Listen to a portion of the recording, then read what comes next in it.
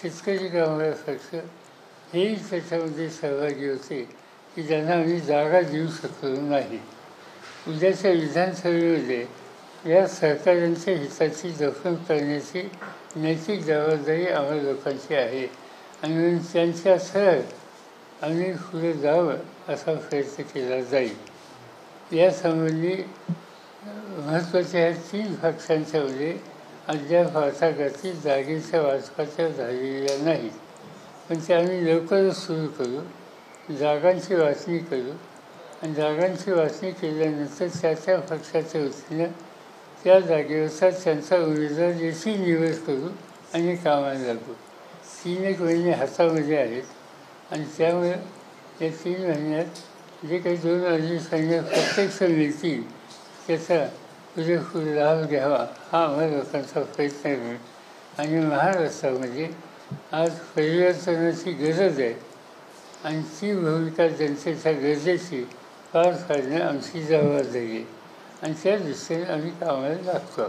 साहेब, काल राज ठाकरे असं म्हटले की लोकसभेच्या निवडणुकींनी सगळ्यांना जागा दाखवून दिली, जमिनीवर आणलं सगळ्यांना. माहिती नाही आम्हाला आमचे फार जमिनीवर भगवद्गीतेवर गुन्हा दाखल केला. काल बीडमध्ये एका सरपंचावर गोळीबार झाला होता, त्यानंतर आज त्यांच्यावरती गुन्हा दाखल केला. मला माहिती मुख्यमंत्रीच्या चेहरा ठेवून पुढे म्हणजे निवडणुकीमध्ये जावं असं संजय राऊतांचं पण असं मत आहे. मग त्याला उत्तर मी दिलं, तुम्ही छापले पुन्हा काय सांगू की त्याच्यामध्ये सर्व गोष्ट आम्ही 3 एकच आहोत. आमचा सामूहिक चेहरा हा महाराष्ट्राच्या जनतेच्या समोर आम्ही ठेवू इच्छितो. साहेब, पिंपरी चिंचवडमध्ये वेगळं समीकरण पाहायला मिळतं कारण काही नगरसेवक तुम्हाला काल भेटले अशी चर्चा आहे. असं आहे की हल्ली रोज मला 2-3 तास काढावे लागतात नवीन लोक पक्षात येणाऱ्यांची बोलायला. तर त्याच्यामध्ये पिंपरी चिंचवडसुद्धा अपवाद नाही.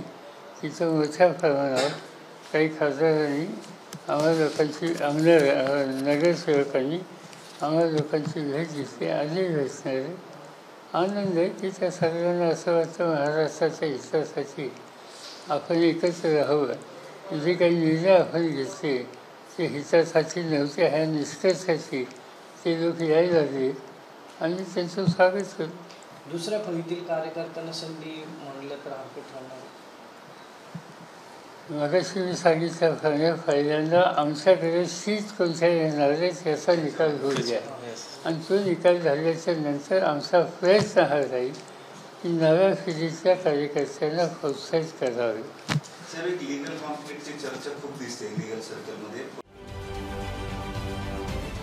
महाराष्ट्रातील सर्व बातम्यांचे विश्वासार्ह व्यासपीठ सकाळच्या सर्व सोशल मीडिया प्लॅटफॉर्मला लाईक, फॉलो आणि सबस्क्राईब करा. तसंच सर्व नोटिफिकेशनसाठी बेल आयकॉन प्रेस करायला विसरू नका.